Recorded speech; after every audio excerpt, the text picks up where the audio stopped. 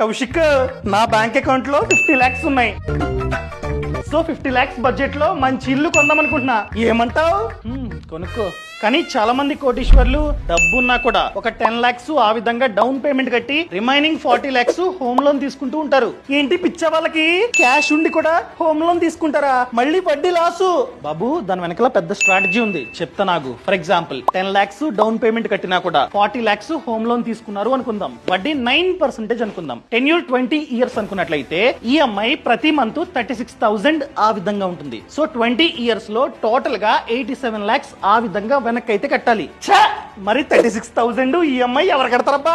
అరే మొత్తం విను. వీళ్ళు ఏం చేస్తారంటే హోమ్ లోన్ తీసుకోగానే పక్కన పెట్టిన 40 lakhs ని ఒకేసారి మంచి ఇండెక్స్ మ్యూచువల్ ఫండ్ లో ఇన్వెస్ట్మెంట్ చేస్తారు 20 years పాటు. ఎందుకంటే ఇక్కడ టెన్యూర్ 20 years. ఇన్వెస్ట్మెంట్ చేసే టైంలోనే సిస్టమాటిక్ విత్ డ్రావల్ ప్లాన్ ని చూస్ చేసుకుంటారు. అక్కడే అడుగుతుంది మంత్లీ ఎంత డబ్బు విత్ డ్రా అయ్యి నీ బ్యాంక్ అకౌంట్ లో పడాలి అని చెప్పి అడుగుతుంది. ఇక్కడ ఈఎంఐ 36,000 కాబట్టి 36,000 ని చూస్ చేసుకుంటారు. సో ప్రతి మంత్ 36,000 విత్ డ్రా అయ్యి వాళ్ళ బ్యాంక్ అకౌంట్ లో పడుతుంది. దాన్నే ఈఎంఐ రూపంలో కడుతూ ఉంటారు. సో అంత డబ్బు విత్ డ్రా అయినా కూడా 20 years తర్వాత 50 lakhs కంటే ఎక్కువ డబ్బు మనకైతే వస్తుంది. సో ఇండైరెక్ట్ గా చూసుకున్నట్లయితే ఇల్లు మనకి ఫ్రీగా వచ్చినట్లే, ప్లస్ 50 lakhs మనకైతే మిగులుతుంది. అర్థమైందా?